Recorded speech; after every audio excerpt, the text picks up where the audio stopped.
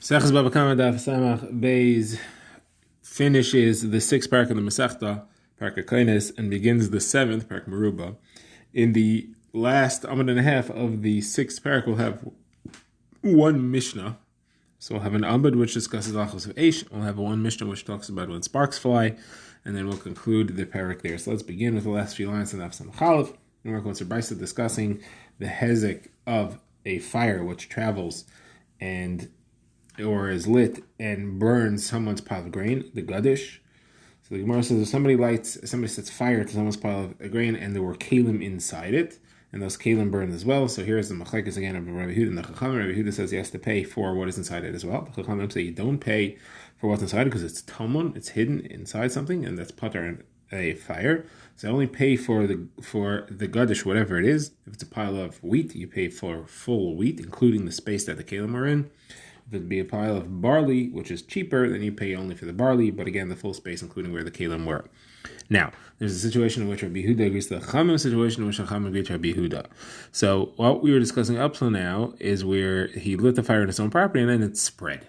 That's the mazik of Eish, and that's what you're chayiv on. However, if he set fire directly to the gadish, so then here the Brisa says that would be, he has to pay for everything, and even the Chacham would agree that you pay for the tummy, you pay for what's hidden there. So there's a machlekes we saw on the last off, how to explain this. According to one opinion, it's that you're mazik b'yadayim. According to the other opinion, it's because we're referring to a case where the things inside there were uncommon to be left there, and it didn't belong there. Now, so that's where the Chacham agreed to Rabbi Yehuda. Rabbi Yehuda agrees to the Chacham in a situation where the field belonged to the mazik, and the field allowed someone to come and make his gadish there. So he said, you can come and pile your grain in my field. But he was assuming that the grain that was there was what he told him he's allowed to pile. He didn't assume that there were other things inside it. He never accepted responsibility for anything else that was inside there. So if there are kalim inside there, he doesn't need to pay for those. Even if it was barley and wheat mixed together, he doesn't have to pay for whichever one wasn't meant to be there. The Bryce here gives a few cases. It also discusses, in all of them, you can end up having to pay for just for the barley. So if he gave him permission to make a pile of wheat and instead he made a pile of barley, so he only has to pay for the barley because he could see that that's what it was. If it was meant to be a pile of barley and he made a pile of wheat, he's only responsible to pay for the barley because that's what he let him put there, let him put anything else there. If he puts the barley and he covered it with, if he put wheat and he covered it with the barley, or barley and he covered it with wheat, in either way he only has to pay for the barley, either because that's what he saw and that's what he accepted, or because that's what he was allowed to put there. Now, that's the brisa. Now, the Gemara quotes Rava, who says a very similar halacha to these last halachos, that you only accept responsibility for something you are told is what it is or what you assumed it is. So Rava talks about a situation where a man gives a dinar zav, a gold coin, to a woman to watch, and he says to her, be careful with it because it's a silver coin.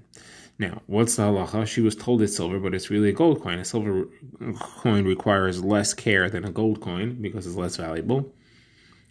So if she went ahead and she damaged it intentionally with her hands, then she's chayav no matter what he said because she has no business doing anything to it, and therefore she's responsible, whatever it is. If, however, she was just negligent and she didn't take care of it properly, so now she only has to pay for a silver coin, not for the gold coin that it actually was, because she could say, I only took responsibility for a silver coin, and therefore I only guarded it like a silver coin, and I didn't know that it was a gold coin because he told me it's a silver coin. Now, says Rav Mordechai to Rav Ashi, this that you're saying this over in the name of Rava, we have the same thing from our Mishnah. The Mishnah refers to a case where it was supposed to be wheat and he covered it with barley, or it was supposed to be barley and he covered it with wheat. Either way, he only has to pay for the barley. So in the case where it's wheat covered with the barley, he assumed that it was an entire pile of barley, and therefore he only accepted responsibility for that, and it's the same halacha. Now, the Gemara introduces a new topic. Rav says, I heard a halacha in the name of Rabbi Yehuda, and I don't know what the halacha was. Shmuel said, Abba, that's a reference to Rav. He doesn't know what he heard from Rabbi Yehuda. Rabbi Yehuda, this means about Rabbi Yehuda's shita that you're chayav for tamun be'esh. It's referring to someone who's chayav for a fire. Did they make takanas nigzal? Takanas nigzal is the rule that if someone is a victim of theft and he's getting paid back for the theft, we believe him as to how much value the theft was. He swears, but he doesn't have to prove it. So the same thing here. The person who you have to pay for what was hidden in there swears as to what the value was, and you don't have to prove it. So Meimar asks a question: did they do the same halacha of somebody who's a victim of Masira? Masira is where someone is ratted out to the government, and because of that he has to pay something, not something he owes justly, something that he's just victimized and loses money because of that. So the person who ratted him out has to pay him back for what he did. The question is, do we trust the victim to say how much the value was, just like we say by a victim of theft and by the case of the fire? So the Gemara says, first of all, not everyone agrees that the person who ratted him out is even chayiv for it, because he didn't steal the money from him, he didn't take it from him. He was what we call a garmi, where he indirectly caused the loss. It was very certain that this loss would result from what he did, but it was nevertheless indirect, and therefore there's an opinion that he doesn't need to pay. So according to that opinion, we don't have any question to discuss here. According to the other opinion that he does have to pay, what is the halacha? Do we trust the victim? So the Gemara says, Teiku, we don't have an answer for that. The Gemara now brings an incident related to the halacha that you need to pay for something hidden according to Yehuda, and even according to the Chachamim, if it is a normal thing to keep in the house and you set fire to the house, you have to pay for it. So there was a person who kicked a box which usually contains coins, and he knocked it into the river and therefore was lost. So the owner came to collect, and he said, this is the amount that was in there. So Rav Ashi was considering, do we trust him or not? Do we say that he is trusted to just say how much was in there, just like we say by the case of a fire? So the Gemara says that Ravina said to Rav Acha Brei Rava, or some say it was Rav Acha Brei Rava said to Rav Ashi. Shouldn't it be the same case of a Mishnah where the Chachamim agreed to Rabbi Meir if somebody sets fire to a house, and the normal things that are in there you have to pay for? So here also it's normal to have coins in the box, and it's therefore he's trusted to say what the normal amount is in there, and he should need to pay for it. So the Gemara answers, if he would be claiming that there were coins in there, you're right, but he wasn't claiming coins in there. He was claiming that there were pearls in there. The question is it a normal thing to keep pearls in a money box or not? The Gemara says, Teiku. We don't have a resolution for that. Next is Rav Yemar, who said to Rav Ashi, if someone says, I had a silver cup in my house, do we trust him on that? And is it considered to be a normal thing to keep there? So the Gemara says it depends on the person. If he's a person who is very rich and he would naturally have such a valuable item, then we will trust him. Or if he's a particularly trustworthy person that people may keep their valuables with him for safekeeping, then it could be that he has someone else's silver cup there, even if he can't afford it himself, then we would believe him for that as well. Next, the Gemara says, Rav Ada Brei de Rav Avi said to Rav Ashi, what is the difference between a gazlan and a chamsan, two types of theft? What's the difference? So the Gemara says, chamsan doesn't just steal, he pays for something. He forces the owner, he grabs it away and gives money for it, not asking the opinion of the person he took it from, whoever he's paying for it. A gazlan just takes it, he doesn't pay for it. So the Gemara says, hold on a second. If he's paying for it, why do you call him a chamsan? Rav Huna says, if you force somebody to sell you something, the sale is valid. So it's a valid sale. So he's not a chamsan, he's a purchaser. So Gemara says there's a difference. The difference is, and you force the guy, did he say that he agrees? If because of your violent encouragement he agreed, so then the purchase is valid, because at least he said he agreed, and Dharam Shablavin on Dharam. If, however, he did not agree at any point, you just grabbed it and threw the money at him, then you're a chamsan. We now start the next Mishnah, which will finish off the parak for us, talking about a spark and talking about Chanukah, and the Gemara will even give us some halachos of Chanukah. So the Mishnah says if somebody is working with a hammer and sparks fly out from under the hammer and start a fire and cause a damage, he's responsible for that, he's chayiv. If a camel is carrying a large load of flax and that load catches fire and sets fire to a building, so what's the halacha there? So it depends what happened.